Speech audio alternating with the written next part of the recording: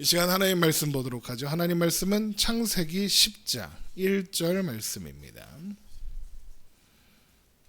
창세기 10장 1절 한 절 말씀 읽고 창세기 10장의 말씀을 살펴보려고 합니다. 창세기 10장 1절 말씀 우리 한 목소리로 읽겠습니다. 노아의 아들 셈과 함과 야벳의 족보는 이러하니라. 홍수 후에 그들이 아들들을 낳았으니 아멘. 노아가 술에 취해서 옷을 벗고 누워 있을 때 그 모습을 본 함은 아버지를 업신 여기는 마음으로 형들과 또 다른 가족들에게 노아의 상황을 조롱하듯 전달했습니다. 그러나 그 이야기를 들은 셈과 야벳은 아버지의 하체를 보지 않고 뒷걸음으로 아버지의 장막에 들어가 옷으로 덮은 후에 나오게 됩니다. 창세기 9장 22절 지난주에 살펴본 말씀이죠. 가나안의 아버지 함이 그의 아버지의 하체를 보고 밖으로 나가서 그의 두 형제에게 알림해 셈과 야벳이 옷을 가져다가 자기들의 어깨에 메고 뒷걸음쳐 들어가서 그들의 아버지의 하체를 덮었으며 그들이 얼굴을 돌이키고 그들의 아버지의 하체를 보지 아니하였더라입니다. 이후에 술에서 깬 노아는 함이 한 일을 알고 그의 아들 가나안을 저주합니다. 그리고 셈과 야벳은 축복하죠.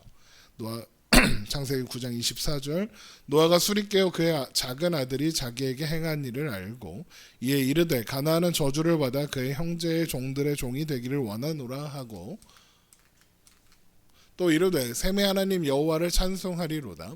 가나안은 셈의 종이 되고 하나님이 야벳을 창대하게 하사 셈의 장막에 거하게 하시고 가나안은 그의 종이 되게 하시기를 원하노라 하였더라 입니다.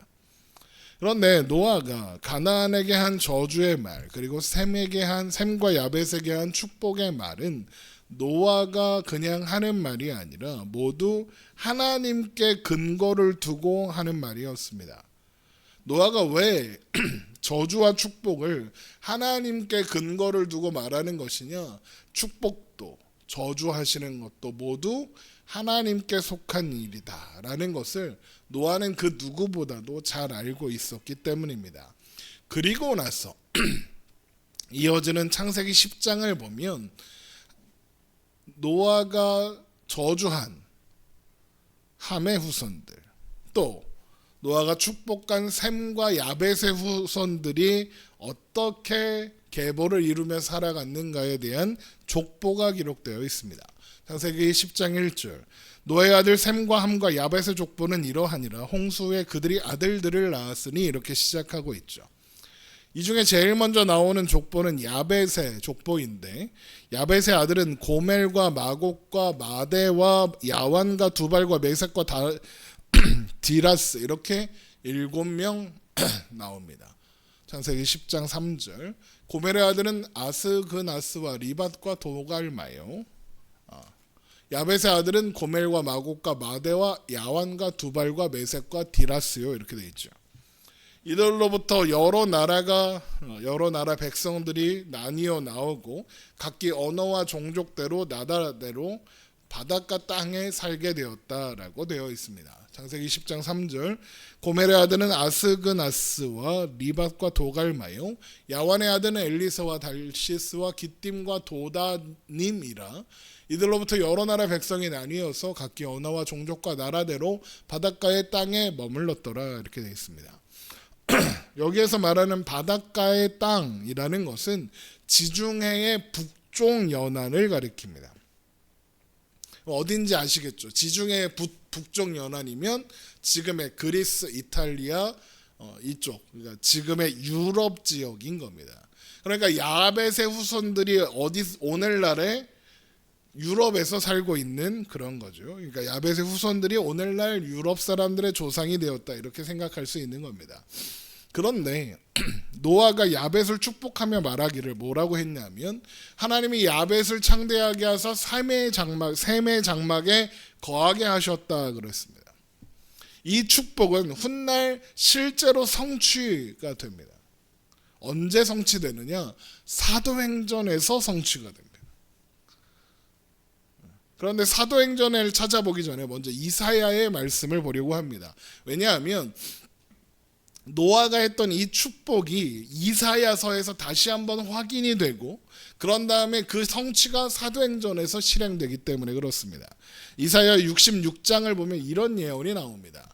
내가 그들 가운데서 징조를 세워서 그들 가운데서 도피한 자를 열어내라. 곧 다시스와 뿔을과 활을 당기는 룻과 및 두발과 야완과 또 나의 명성을 듣지도 못하고 나의 영광을 보지도 못한 먼 섬들로 보내리니 그들이 나의 영광을 문 나라에 전파하리라.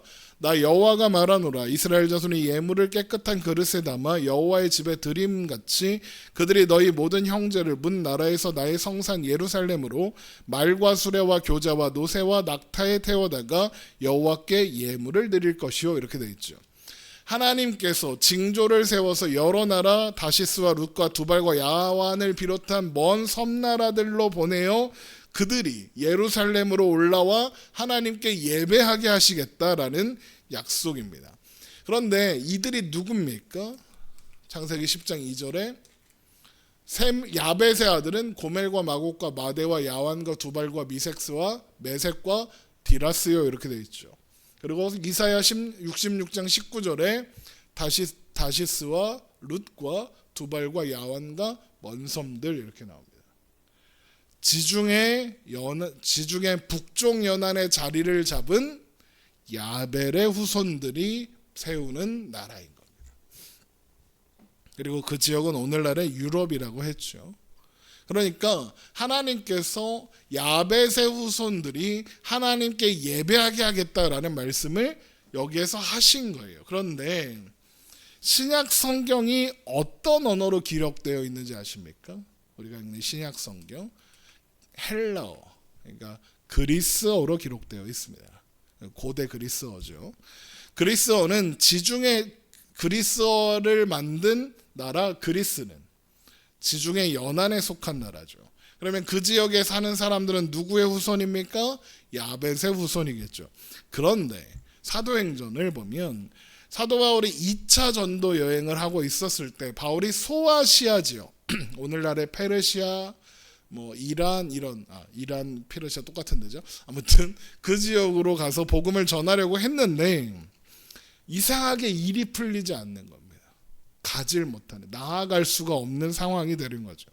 그때 바울이 한 가지 환상을 보게 되는데 환상 중에 마게도냐 사람들, 그러니까 야벳의 후손들이 살아가는 땅의 사람들이 바울을 부르는 환상입니다. 이 마게도냐가 어디냐면 마케도니아, 지금의 유럽, 지중해 북쪽 연안에 사는 사람들입니다.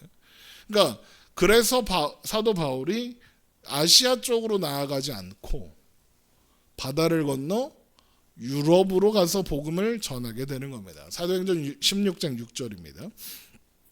성령이 아시아에서 말씀을 전하지 못하게 하시거늘 그들이 부르기아와 갈라디아 땅으로 다녀가 무시아 앞에 이르러 비두니아로 가고자 애쓰되 예수의 영이 허락하지 아니하시는지라.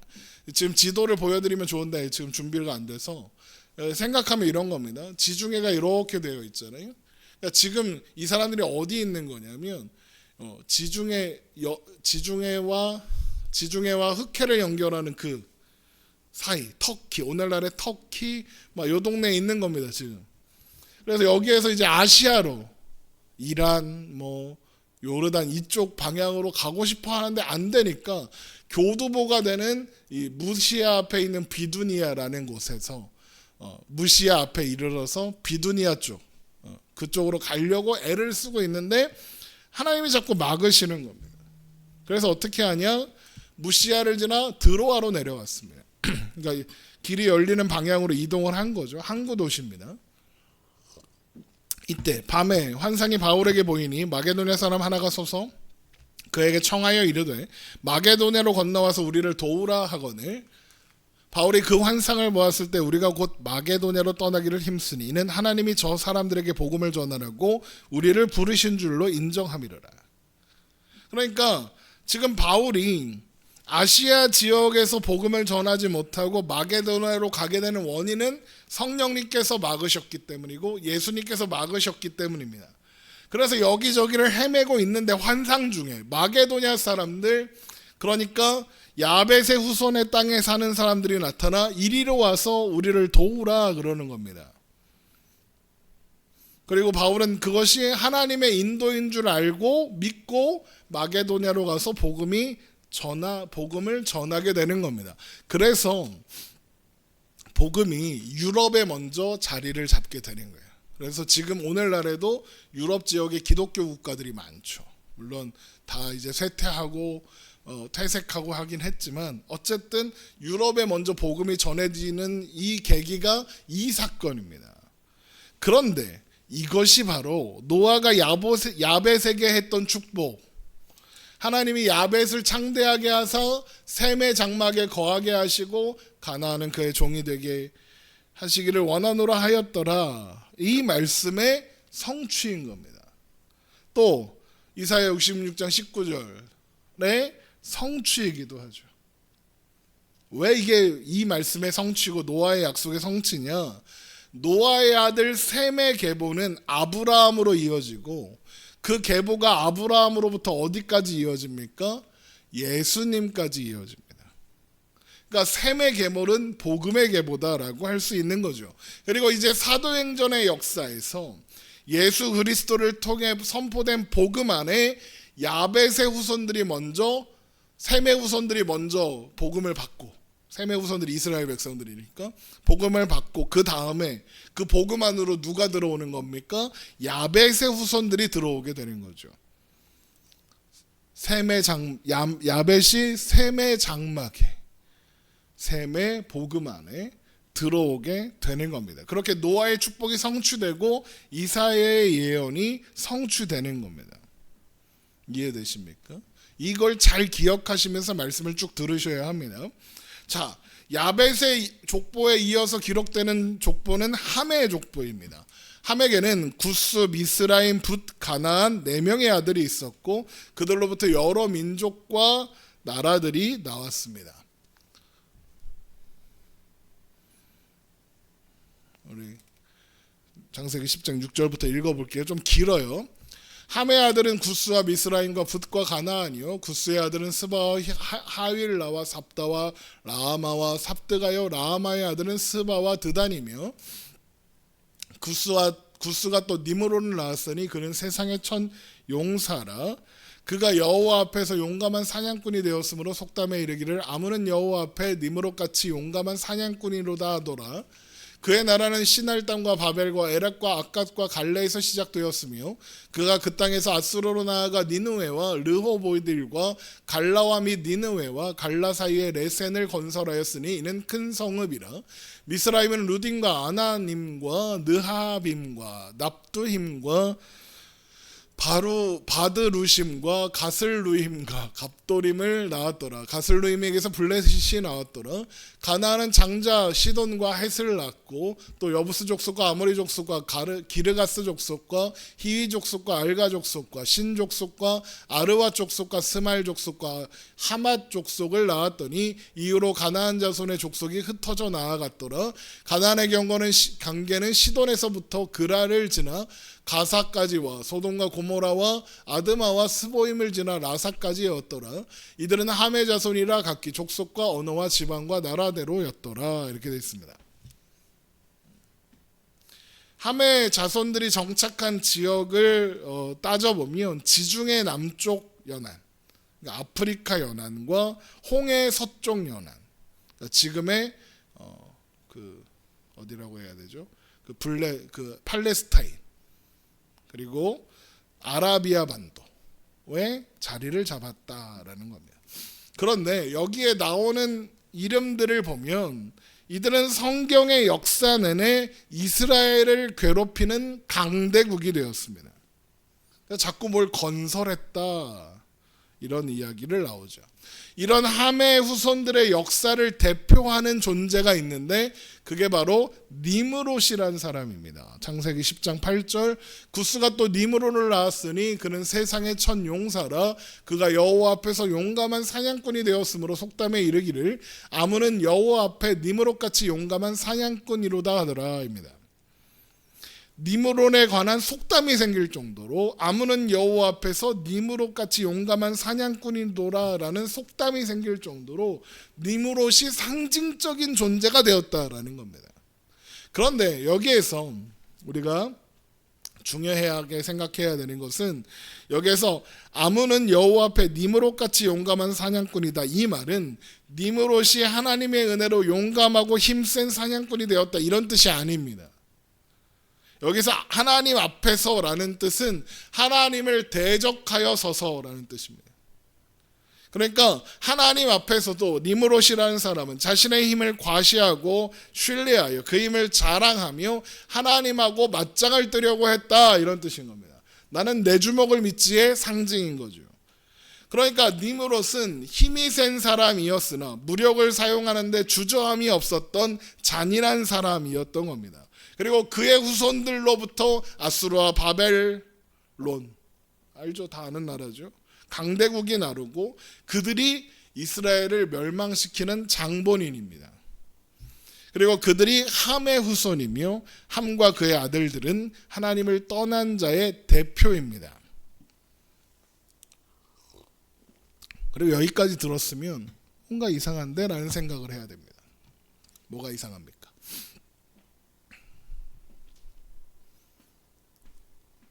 함이 노아에게 어떤 말을 들었습니까?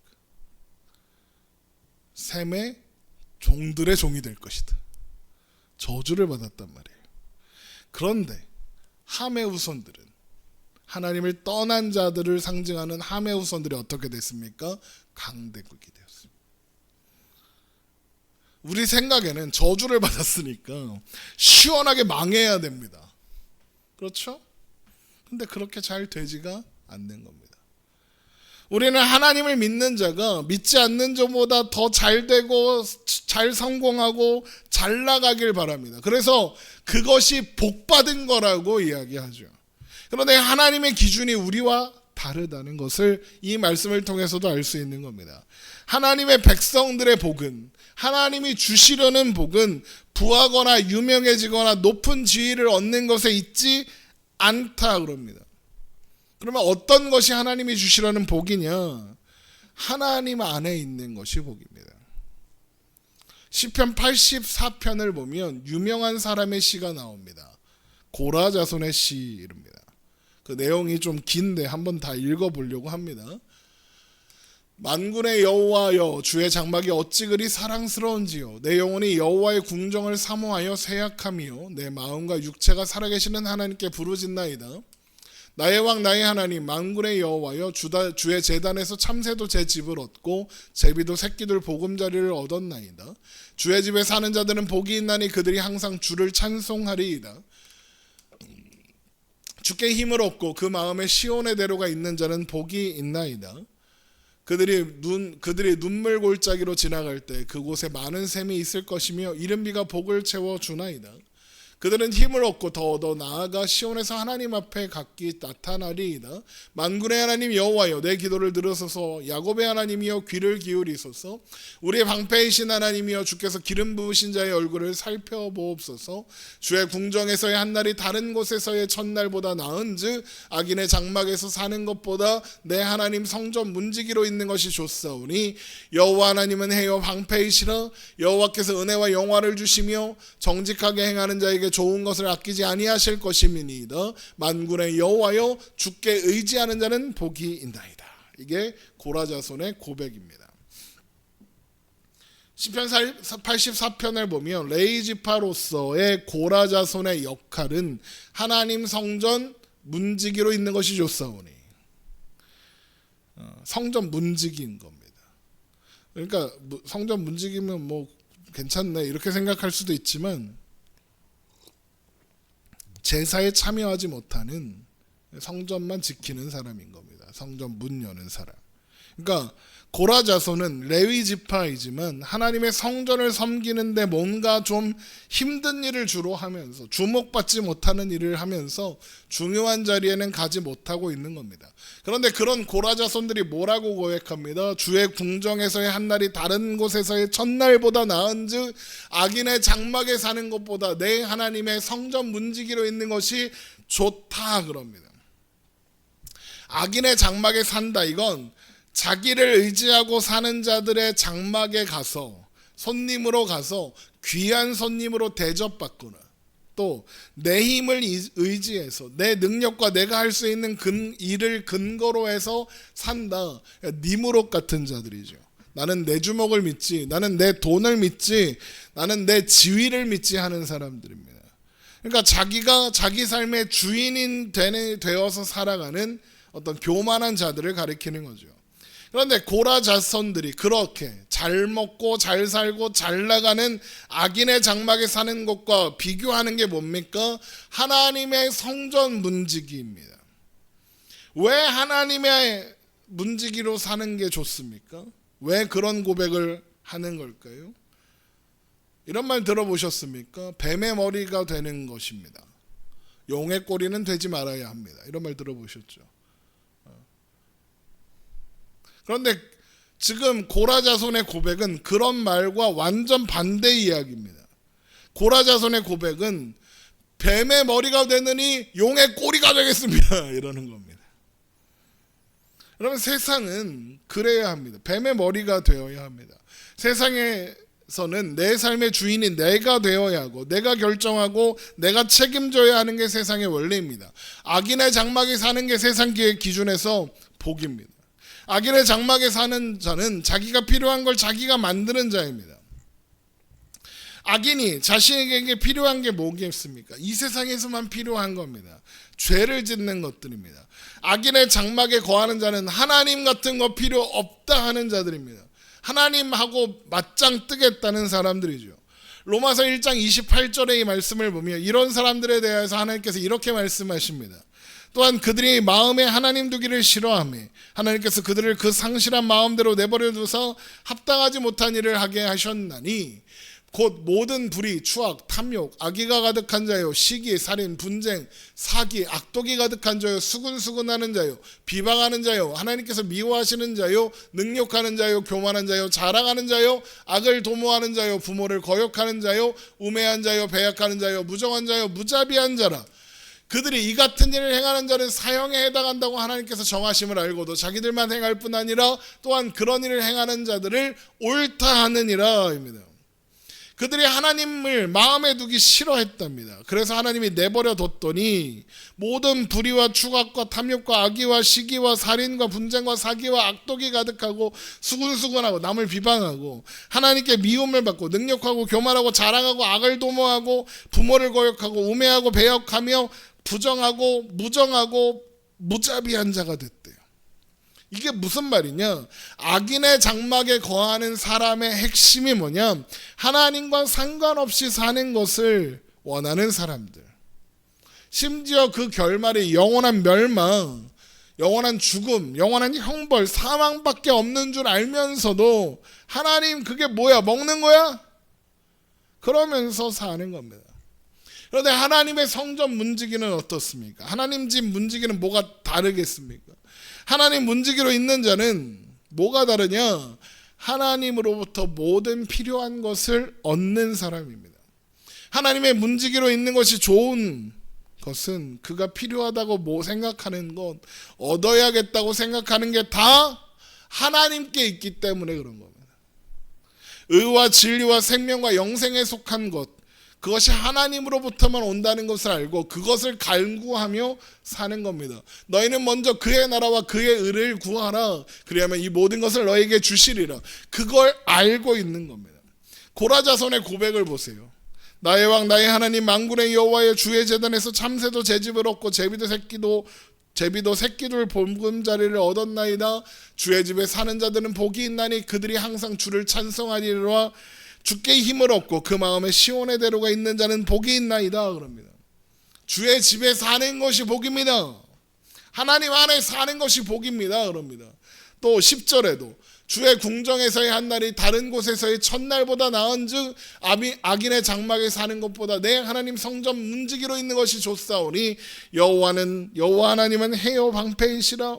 여호와께서 은혜와 영화를 주시며 정직하게 행하는 자에게 좋은 것을 아끼지 아니하실 것임이라. 만군의 여호와여 주께 의지하는 자는 복이 있나니라 그러잖아요. 기가 막힌 고백인 거예요.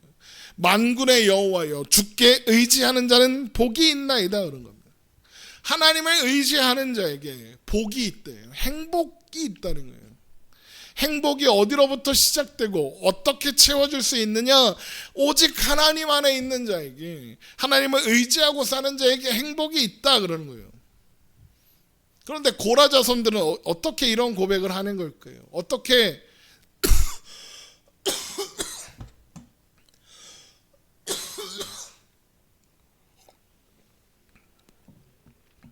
어떻게 이들은 잘 나가고 성공해서 높은 자리에 가는 것보다 하나님 안에 사는 것이 좋습니다. 왜 이렇게 된 걸까요? 이런 고백을 할 수 있게 된 걸까요?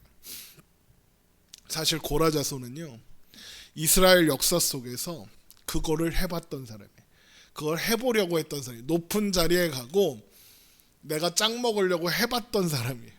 그랬다가 어떻게 됐느냐? 대차게 망했어요.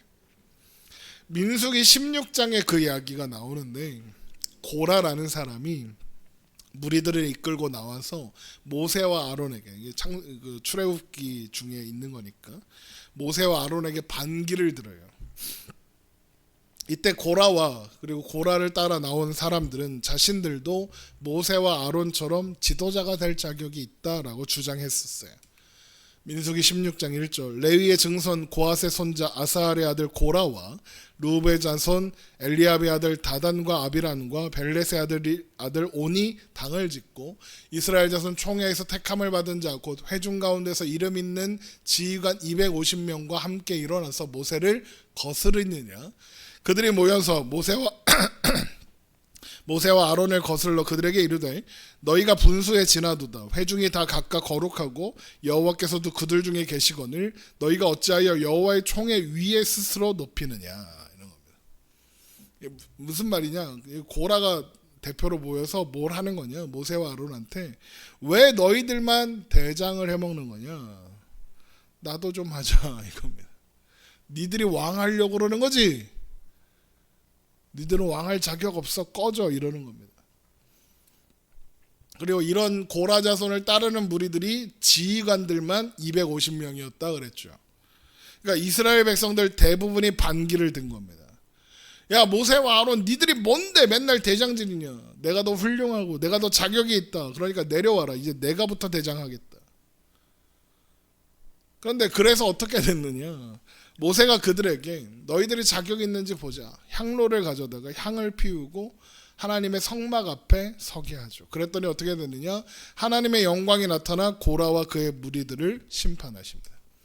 민수기 16장 31절, 그가 이 모든 일을 마치자 그들이 섰던 땅바닥이 갈라지니라. 땅이 그 입을 열어 그들과 그들의 집과 고라에게 속한 모든 사람과 그들의 재물을 삼키매 그들과 그의 모든 재물이 산채로 스올에 빠지며 땅이 그 위에 덮이니 그들이 회중 가운데서 망하니라. 땅이 갈라져서 반기를 들었던 사람들을 삼키고 땅이 닫혔어요. 어떤 느낌인지 아시겠죠? 그 주위에 있는 온 이스라엘이 그들의 부르짐을 듣고 도망하며 이르되, 땅이 우리도 삼킬까 두렵다 하였고 여호와께로부터 불이 나와서 분향하는 250명을 불살랐더라.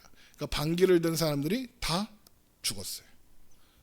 그 중에서 고라 자손만 한번 집중해서 보세요. 땅이 입을 열어 그들과 그들의 집과 고라에게 속한 모든 사람과 그들의 재물을 삼키매, 그래요. 땅이 삼켜버렸어요. 완전히 망했다. 그랬던 고라의 후손들이 뭐라 그래요? 주의 궁정에서의 한날이 다른 곳에서의 첫날보다 나은즉 악인의 장막에 사는 것보다 내 하나님 성전 문지기로 있는 것이 좋사오리, 그래요.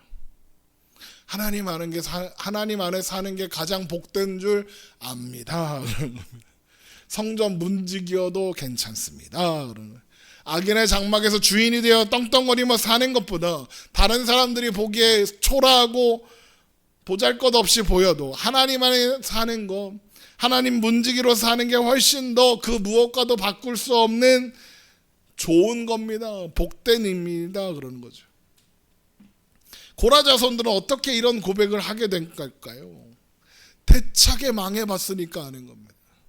하나님 없이 내 잘난 맛에 살아봤거든요. 그랬더니 어떻게 됐어요? 망했어요. 하나님을 떠나면, 하나님한테 대들면 망하는구나. 그 과정을 통해서 그 일이 교훈이 되어서 고라 자손은 처절하게 배운 거예요.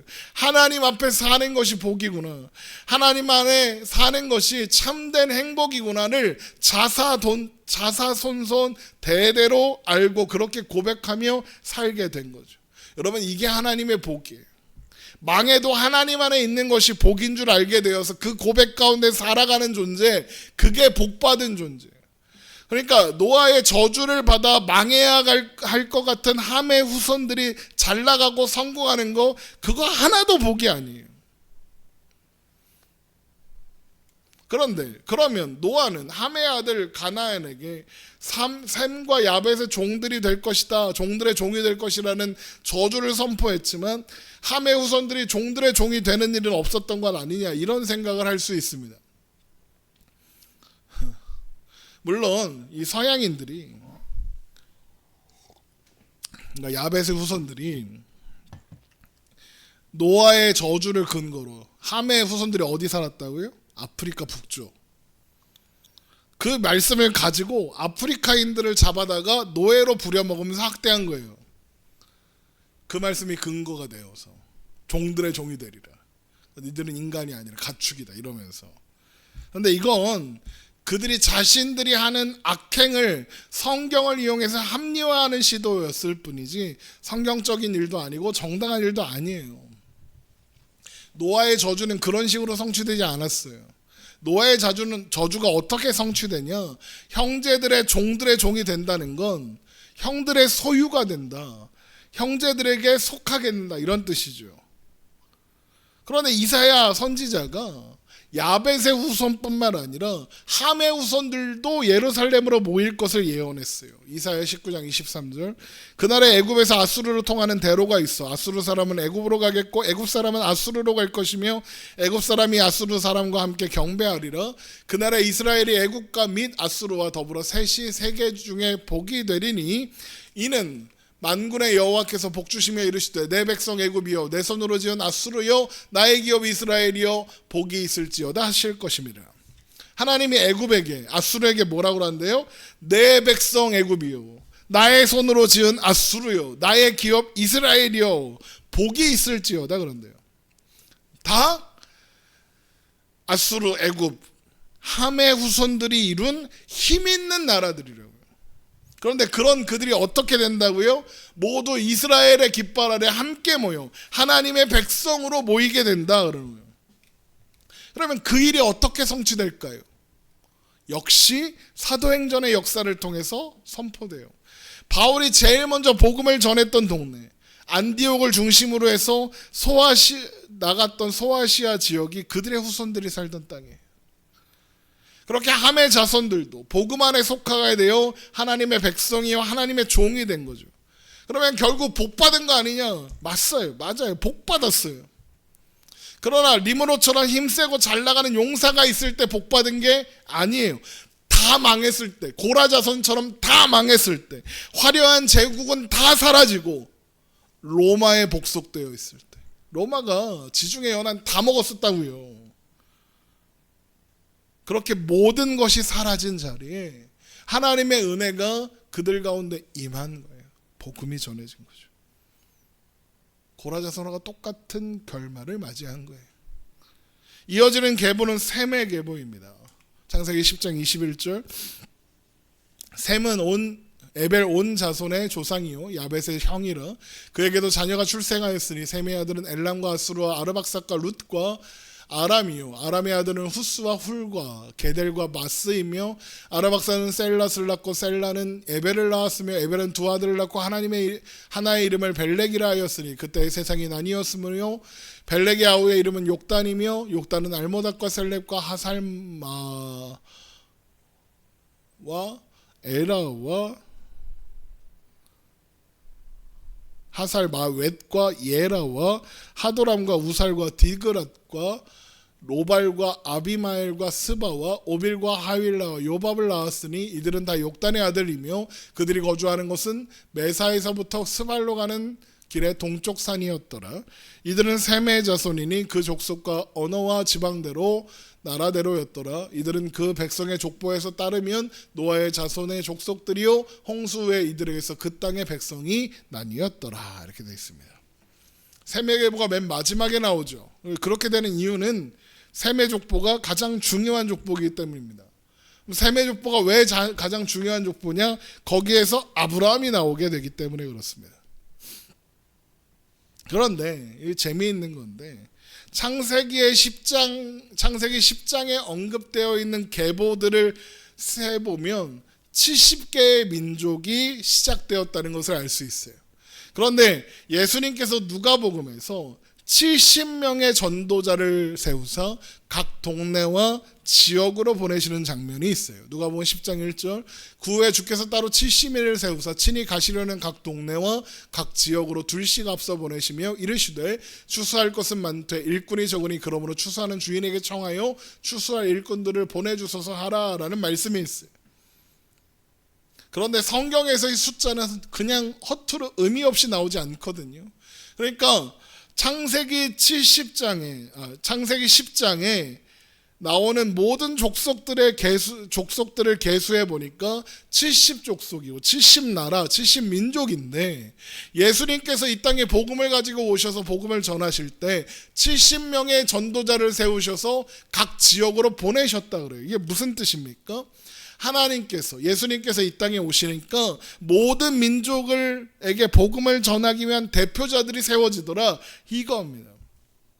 그러니까 노아의 아들들의 이 계보는 단순히 그들로부터 세계 각지의 나라와 민족들로 번성해 갔다라는 이야기를 하려는 게 아니라 놀라운 하나님의 역사가 어떻게 이루어지고 성취되어 가는지를 보여주는 중요한 말씀인 거예요. 그러니까 사람 이름만 쭉 나오는 뭐 족보가 이렇게 길어 이런 말씀이 아니라, 그래서 이어지는 11장에 인간의 한계와 답없음을 보여주는 바벨탑 사건이 나오고는 12장부터는 아브라함을 통해서 하나님이 이루시는 구원의 역사가 무엇인지 보여주는 이야기가 나오는 거예요. 앞으로 계속되는 이야기도 재미있을 겁니다.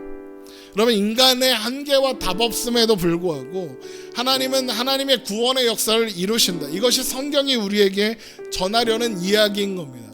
그래서 야벳과 함과 셈의 그 족보를 통해서 하나님이 이루시는 구원의 역사가 어떻게 성취되었는지 우리에게 가르쳐 주시고 보여주시는 거죠. 그리고 노아의 아들들의 계보는 결국 그것을 보여주는 하나님의 역사인 거예요. 그리고 그 역사는 오늘도 멈추지 않고 나아가고 있습니다. 여러분, 하나님의 은혜는 멈추지 않습니다. 하나님의 은혜의 역사가 오늘을 사는 우리의 삶에 함께하고 계십니다. 오늘은 2025년의 마지막 예배입니다.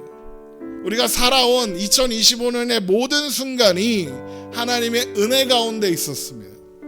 그리고 이제 새롭게 시작될 2026년 새해 또한 그러합니다.